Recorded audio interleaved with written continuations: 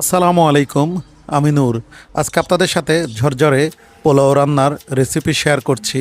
এর জন্য প্রথমে একটি গাজর এবং পেঁয়াজ কুচি কুচি করে কেটে নিচ্ছি। এরপর কড়াইতে পরিমাণ মতো তেলে দিয়ে দিচ্ছি একটুখানি গরম মশলা, নেড়েচেড়ে দিয়ে দিচ্ছি আদা রসুন বাটা। এরপর আবারও কিছুটা নেড়েচেড়ে দিয়ে দিচ্ছি গাজর। আর এই গাজর কিন্তু পোলাওতে ব্যবহার করলে পোলাওর কালারটা খুবই সুন্দর আসে, খেতেও সুস্বাদু লাগে। দিয়ে দিচ্ছি চালের ডাবল পানি। ঝরঝরে পোলাও পাওয়ার অন্যতম সত্য হলো চালের ডাবল পানি ব্যবহার করতে হয়। আপনারা খেয়াল করে দেখবেন যে এই পোলাওর চাল আমি কিন্তু একবারও তেলে ভাজি নাই। এর অন্যতম কারণ হলো এতে করে পোলাও রান্নার পরে পোলাওর গায়ে তেল লেগে থাকবে না এবং এই পোলাও খেয়ে কোনো রকম অস্বস্তিও হবে না।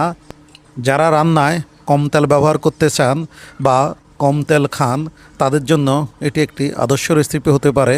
আপনারাও বাসায় এভাবে রান্না করবেন, যত খুশি তত পরিমাণ পোলাও খাবেন, দেখবেন যে কোনো রকম অস্বস্তি হচ্ছে না। ধন্যবাদ সবাইকে।